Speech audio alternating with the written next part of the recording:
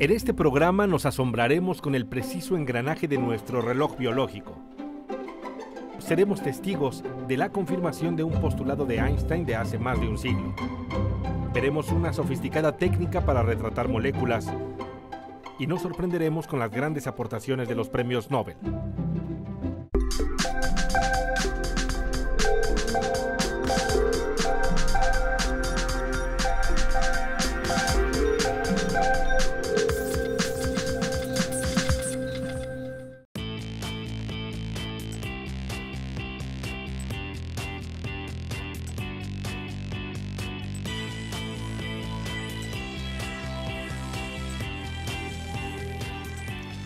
Bienvenidos a Factor Ciencia, soy Rafael Guadarrama y te saludo desde el Instituto Politécnico Nacional en Zacatenco, un lugar en el que se respira la ciencia. Desde aquí vamos a platicar de diversas investigaciones, una por ejemplo en la que científicos describieron el reloj biológico que tú y yo tenemos integrado en nuestro organismo.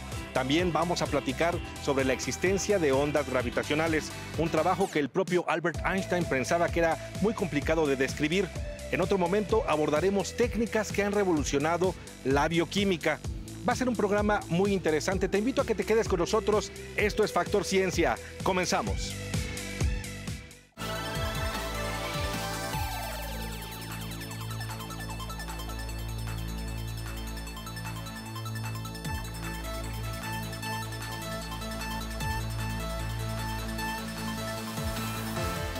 La primera semana de octubre es todo un referente mundial debido a que durante esos días se entregan los premios Nobel. Es un legado de Alfred Nobel. Él heredó su fortuna para reconocer a personas que han hecho grandes contribuciones a la humanidad en diversos ámbitos: física, química, medicina, literatura y por supuesto a la paz. ¿Qué te parece si conocemos un poco más sobre Alfred Nobel y sus contribuciones al siglo XIX?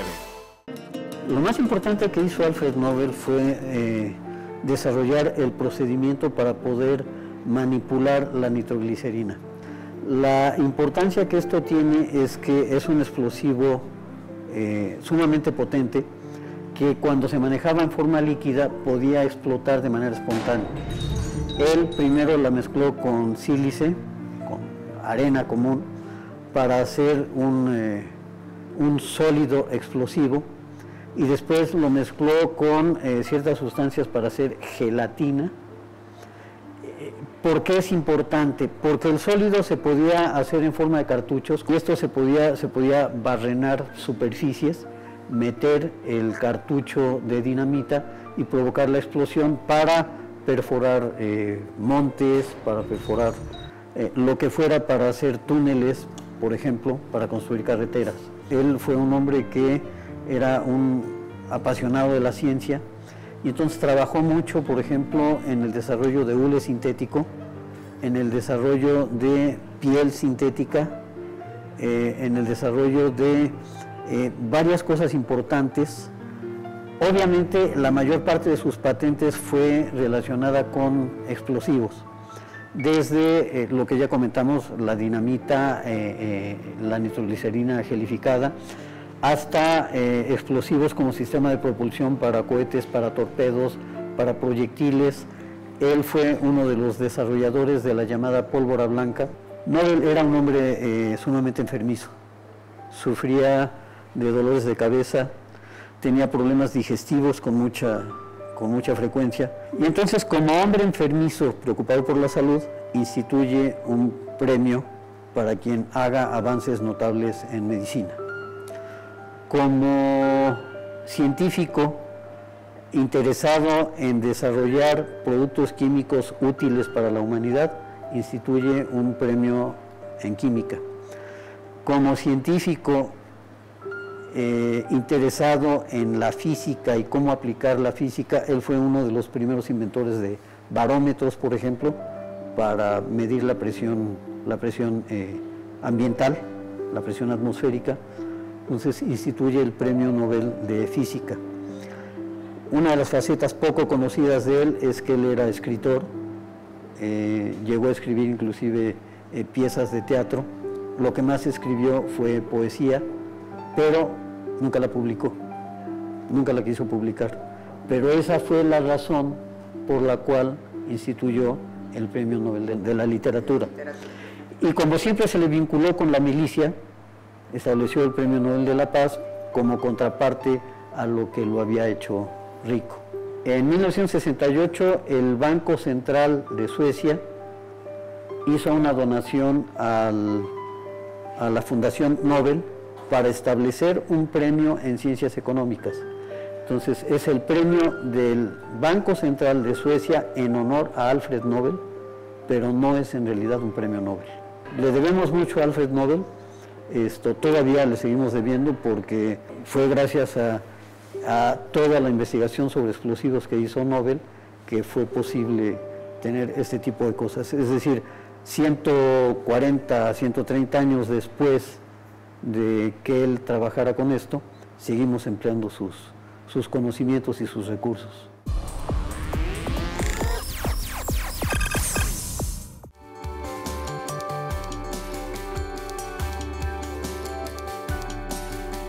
Las investigaciones de 3 científicos estadounidenses que estudiaron a la mosca de la fruta revelaron que nuestro organismo no solo tiene un reloj biológico, tenemos un reloj biológico por cada célula en nuestro cuerpo. Vamos a ver cómo funcionan. Plantas, animales y humanos funcionamos como maquinarias de relojería suiza. De la misma manera que ajustamos un despertador, es posible sincronizar nuestro reloj biológico. Se trata de un sistema bioquímico de ciclos de 24 horas llamados circadianos, que se mantiene en sincronía con el movimiento de la rotación de la Tierra. La luz y oscuridad controlan nuestros horarios al regular funciones como el ritmo cardíaco, la temperatura corporal, la liberación de hormonas, el hambre o el sueño. En 1984, 3 científicos estadounidenses lograron aislar un gen de la mosca de la fruta, que controla su reloj biológico. Después de 33 años, la Asamblea del Nobel del Instituto Karolinska de Estocolmo decidió distinguirlos con el Premio Nobel de Medicina. The Nobel Assembly at Karolinska Institutet has today decided to award the 2017 Nobel Prize in Physiology or Medicine jointly to Jeffrey C. Hall, Michael Rosbach, and Michael W. Young for their discoveries on molecular mechanisms controlling the circadian rhythm. Unlike many Nobel Prizes, the impact has not really been felt very much yet, because this mechanism has been difficult to attack with small molecules. But I think the reason for imagining promise around the corner is because the clock, the mechanism that we discovered, governs at least half of all gene expression in the human body. El reloj biológico es un sistema complejo y sutil que se altera al trabajar de noche o ante los cambios de horario.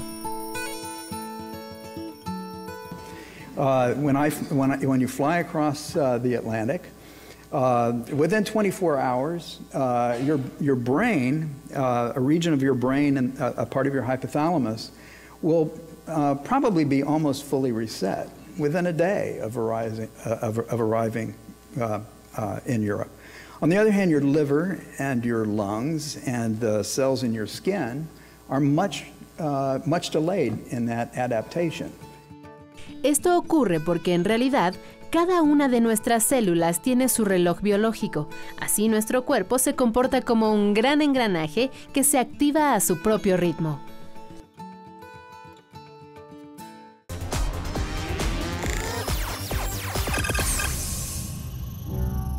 Inicialmente nosotros pensábamos que en el cerebro había una estructura que funcionaba como reloj y que ese reloj coordinaba todo el organismo. Las personas que se ganaron el premio Nobel, estudiando con moscas, encontraron que adentro de las células hay genes que funcionan como reloj. Estos genes ciclan con un periodo de 24 horas, de manera que a lo largo de 24 horas tienen momentos de alzas y momentos de bajas, y vuelven a subir y vuelven a bajar en cuanto a su producción de proteínas, en cuanto a su producción de RNA. Y que estos ciclos que generan estos genes le dan tiempos a las células para que las células realicen sus funciones. Que en unos momentos tengan un metabolismo acelerado y en otros momentos estén descansando metabólicamente.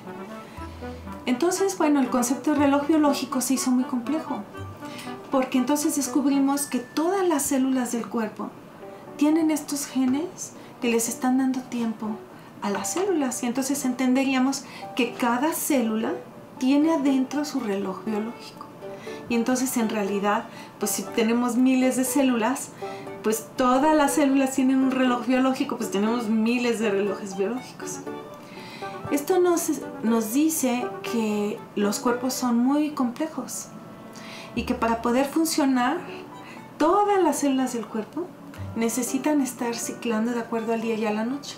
Y entonces descubrimos que esa estructura que hay en el cerebro, que era el único reloj biológico que conocíamos, si está ahí, por supuesto ahí está, es más como un coordinador. Coordina todos los relojes biológicos que tenemos en cada una de las células del cuerpo. Pensando en un organismo, ¿no? En este caso, los doctores que se ganaron el premio Nobel, por ejemplo, trabajaban con la mosca, una mosquita chiquita que crece en la fruta. Bueno, ellos observaron que esta mosquita tenía periodos en que duerme y periodos en que vuela y está activa. Y esto estaba asociado con el día y la noche. Hay hormonas que están circulando en la sangre. Bueno, ¿realmente necesitamos que las hormonas estén intensas todo el día? Pues no. Entonces, ¿cuál es el momento en el que, por ejemplo, cortisol? Entonces, ¿en qué momento será importante que tengamos cortisol alto? Pues cuando vamos a hacer algo en donde necesitemos energía. Entonces, el ser humano, cuando está acostado y se tiene que salir de la cama, requiere como una energía muy fuerte para salirse de la cama. Y resulta que en el ser humano hay un pico de cortisol por ahí de las 6 de la mañana. Algunas personas a las 5 de la mañana, otras a más tardar a las 7, tenemos un pico de cortisol. Pues, ¿qué está haciendo ese pico de cortisol? Es que ese pico de cortisol es importante para que nosotros podamos trabajar, para que nos levantemos, para que salgamos de la cama y le dé energía a las células.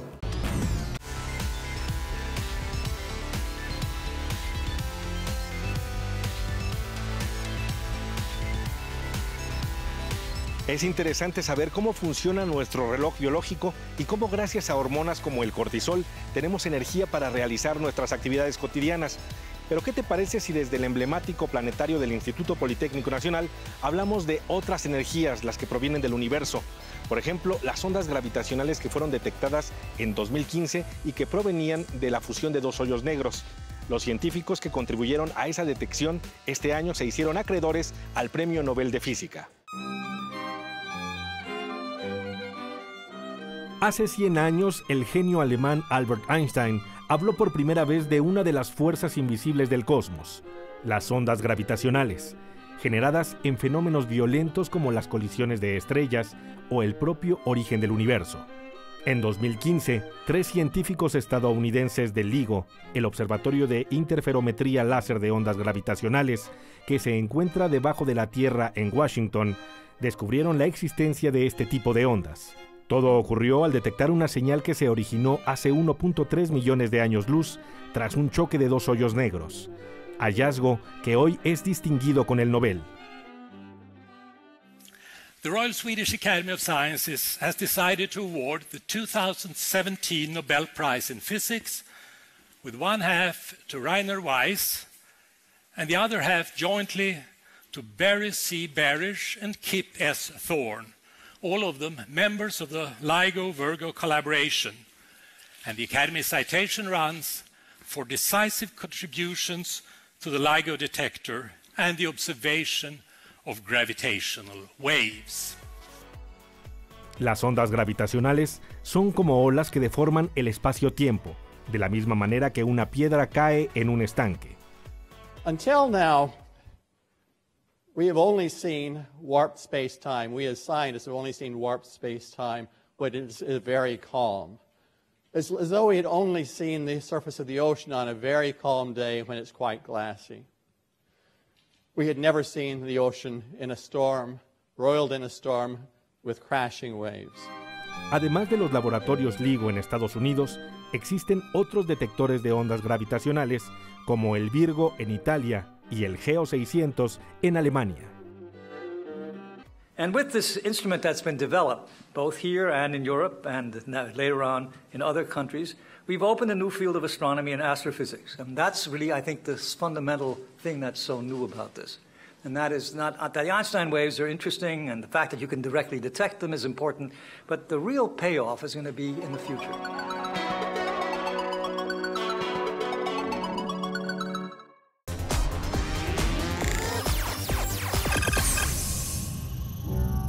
Una onda gravitacional, bueno, pues es una vibración de la fuerza de gravedad.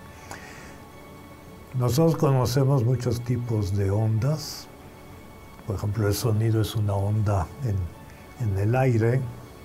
La luz es una onda electromagnética. O sea, algo semejante sucede con la gravitación. Hay ondas de gravedad.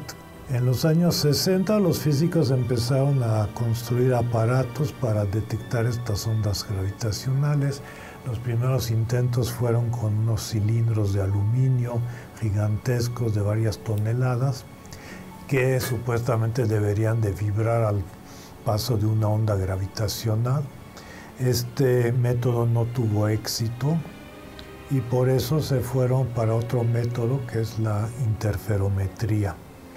Pues bien, la idea de estos interferómetros era construir unos tubos sin aire de 3 kilómetros de largo, con unos espejos muy pesados en cada punta. Y en el momento en que llega una onda gravitacional, estos espejos tienen que vibrar y eso se va a poder detectar en el punto donde se juntan los rayos de luz que se reflejaron en estos espejos. Y el año pasado detectaron una ligera señal que corresponde a una onda gravitacional, que sería la onda gravitacional producida, según los cálculos, por dos hoyos negros que están girando, pierden energía por la emisión de ondas gravitacionales y acaban, boom, chocando. Y eso produce una explosión de onda gravitacional y eso es lo que se detectó. Pues básicamente, pues ¿de qué sirve esto? Pues es como una nueva ventana para ver el universo. O sea, tiene interés astronómico, vamos a poder ver fenómenos cósmicos con un poco más de detalle. Podríamos ver lo que sucedió pues prácticamente en el Big Bang. En fin, hay toda una serie de fenómenos que podríamos entender un poco mejor.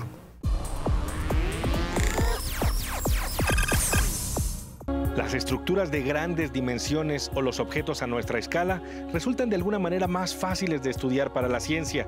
El reto viene cuando se trata de microorganismos. En este sentido, cobran gran relevancia las técnicas de microscopía crioelectrónica que se han desarrollado para estudiar bacterias o virus de gran relevancia, por ejemplo, como el virus del Zika. Congelar moléculas vivas para conservar su forma natural y observarlas a través de un microscopio electrónico era hasta hace algunos años imposible. Los haces de electrones de este tipo de aparatos destruían cualquier material vivo. Pero ahora eso se puede lograr con la criomicroscopía electrónica en alta resolución, una tecnología que marca una nueva era en la ciencia. Sus creadores, Jacques Dubochet de Suecia, Joachim Frank de Alemania y Richard Henderson de Escocia, se hicieron acreedores al Premio Nobel de Química 2017. Así lo anunció la Real Academia Sueca de Ciencias. Well, it has opened a completely new window into how biological molecules work, and we can look at in atomic detail at all kinds of big molecular complexes and see where all the atoms are positioned. This was very difficult earlier with big molecules and big complexes. Para lograrlo, Richard Henderson utilizó un microscopio electrónico para generar una imagen tridimensional de una proteína. Joachim Frank mejoró las imágenes hasta la alta resolución y Jacques Dubochet añadió agua que al congelarse rápidamente mantuvo la estructura de la proteína incluso al vacío.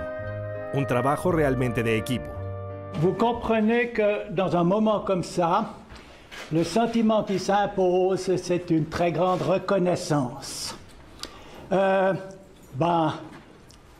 sont sympas à Stockholm. Ça, c'est vrai. C'était pas évident. Mais je dois dire que un prix scientifique, c'est une chose ambiguë. Ça met en évidence un individu, alors qu'on devrait mettre en évidence un effort collectif. Moi, je ne suis pas tout seul. La criomicroscopía permitirá desarrollar nuevos fármacos y entender mejor la estructura de los organismos vivos.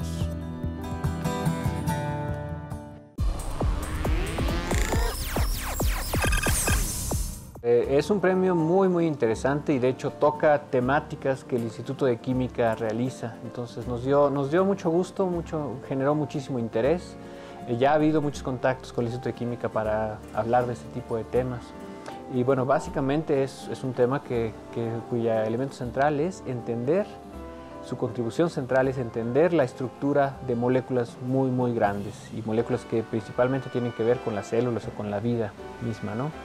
La mayoría de las moléculas en las que podemos pensar, por ejemplo la del agua, tiene poquitos átomos, la del agua solo tiene 3 átomos. Pero estas moléculas de las que hoy en día se pueden estudiar de esta manera, tienen literalmente cientos de miles de átomos. Entonces el premio Nobel se centró en la estructura de estas enormes moléculas. Entonces es una microscopía porque directamente ve a las moléculas, en realidad ve la sombra de las moléculas. Es electrónica porque en lugar de luz el microscopio usa electrones, una especie de lluvia de electrones. Y por último las moléculas están congeladas. Hay un proceso por el cual se descongela y por eso se llama criomicroscopía. Lo que va congelado es la molécula, no el microscopio. Entonces esas 3 son las propiedades nuevas que tiene esta técnica nueva para ver a estas enormes proteínas, a estas moléculas con muchísimos átomos, con todos sus detalles, saber cómo están colocados cada uno de ellos y de ahí inferir cuáles son sus movimientos y cómo son sus funciones.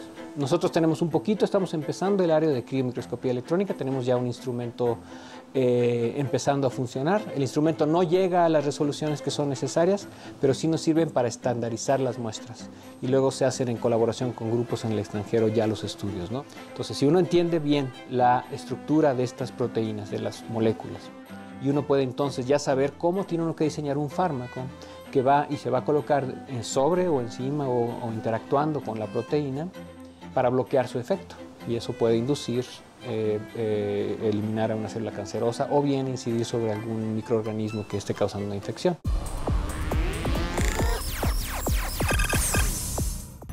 En 2009, científicos mexicanos se hicieron acreedores a un galardón debido a que obtuvieron diamantes muy diminutos a partir del tequila. Ellos ganaron el premio Nobel IG, o también conocido como Ig Nobel. Es una parodia de los premios Nobel. Este galardón es importante porque reconoce, por supuesto, la ciencia, pero también lleva una carga muy importante de sátira, de buen humor y de crítica. ¿Qué te parece si conocemos algunas de las investigaciones que este año ganaron el premio Ig Nobel?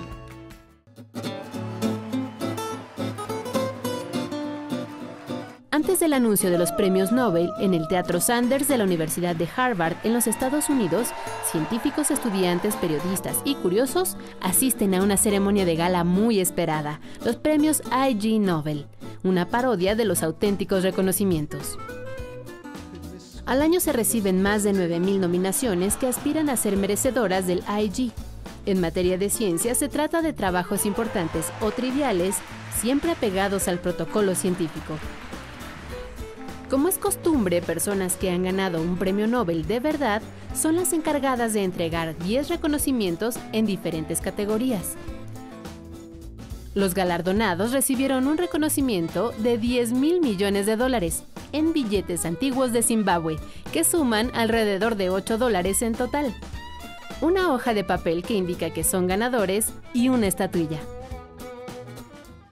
Ladies and gentlemen, this is the coveted Ig Nobel Prize.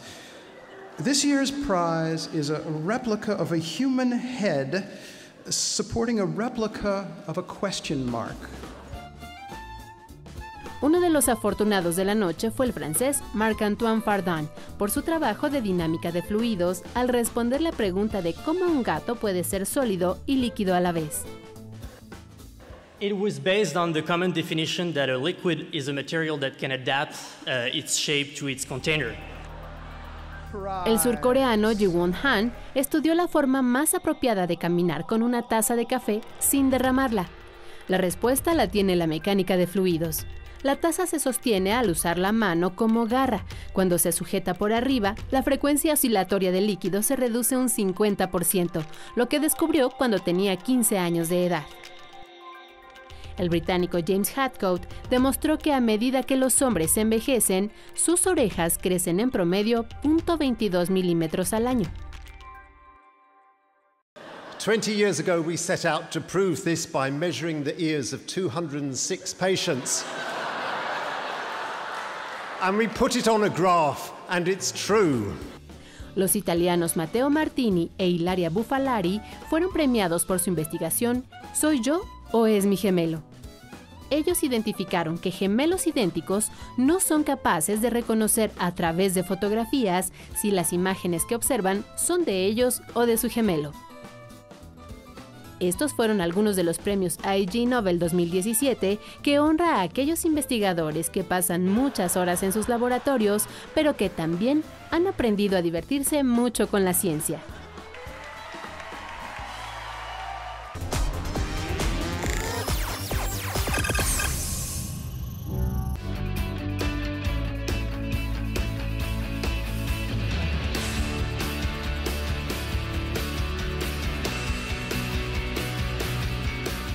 Espero que hayas disfrutado de este programa desde el Instituto Politécnico Nacional en Zacatenco, al norte de la Ciudad de México. No olvides seguirnos a través de Facebook, Twitter, visitar nuestro portal o bien descargar alguno de nuestros programas a través de iTunes. Nosotros continuamos investigando lo que sucede en el mundo de la ciencia y la tecnología para llevarlo hasta tu pantalla. Soy Rafael Guadarrama y esto fue Factor Ciencia. Nos vemos la próxima semana.